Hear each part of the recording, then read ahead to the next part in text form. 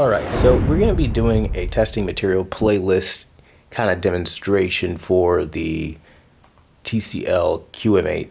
So the first thing we're going to do is show you guys the star field test. Now I've already run this test ahead of time, so I'll just kind of let you know what's going to happen. Kind of like what you're seeing on the screen right now, there's intense dimming that tends to happen. You basically have what's called star crushing. Now me personally, I would rather this than to have a bunch of glowing and haloing and artifacts that just don't look good, like light bleeding, edge bleeding, blooming, that kind of thing. So this is actually the preferred method in my opinion, though it can be problematic for some people that maybe, I don't know, want to see every little twinkle at like the highest intensity of brightness. For that, you're gonna still have to buy an OLED.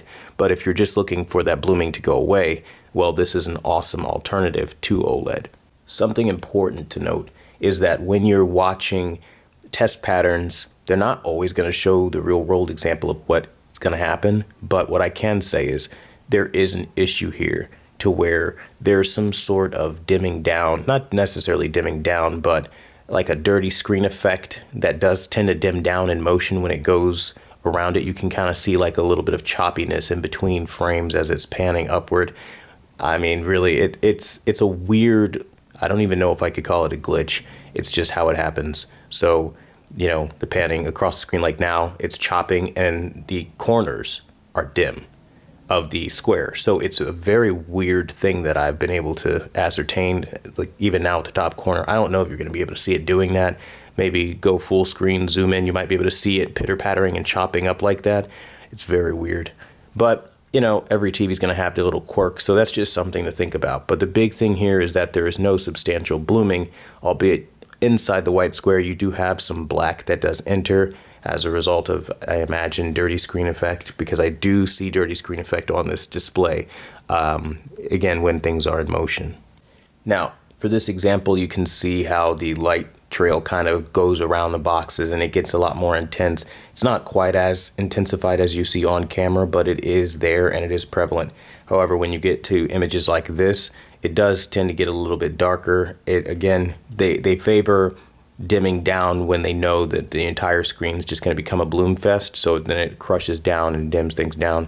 But like now, it's really deep and dark. I don't notice the level of haloing that I'm seeing on camera on my end. I don't know if that's going to pick up on YouTube or not, but the big thing for you guys to take away here is that it looks really good for what it's worth, what it's doing, things like that. And again, we want to use these test patterns to just kind of show you when there's different kinds of geometry that will take up certain quadrants of the local dimming algorithm or local dimming zone count, you're able to see how it performs. And like usually this particular pattern is pretty stressful on a lot of displays, but this TV is handling it like a champ. Now, of course, that does come at the expense of dimming down, so you lose a little bit in the way of brightness, but you kind of want that when you're dealing with LEDs so that you maintain uniformity. So, you know, food for thought there. Now, this test I usually use on OLED TVs, but I found that it actually was exhibiting the very similar behavior of dimming down on the outer edges when it's moving really fast, and then being able to look carefully, I could see some kind of dirty screen effect that does pop up again in panning motions. So it is definitely something that you are going to have to be conscious of. But again, this TV, as far as black levels go, it really handles it better than any LED on the market right now. It does a very, very good job. So I think that alone, if you were somebody that didn't want OLED burn-in, but you wanted really deep black levels, that finally in 2023, we have a TV that is capable of producing something nearly at that level, at least straight on. And I mean, there are compromises, as I mentioned, the dimming down and things like that, but for the most part, it is really ironclad. And I think you're going to really enjoy this TV for darkroom environments. So I'm going to analyze more stuff. Keep it locked. Make sure you hit subscribe if you haven't already, because we've got a lot more content to cover on the TCL QM8. And also make sure you're requesting the settings you want to see while I have this display, because I'm going to be putting out some member exclusive settings for you guys. So be excited for all that stuff to come. Until the next video, I'll see you guys later.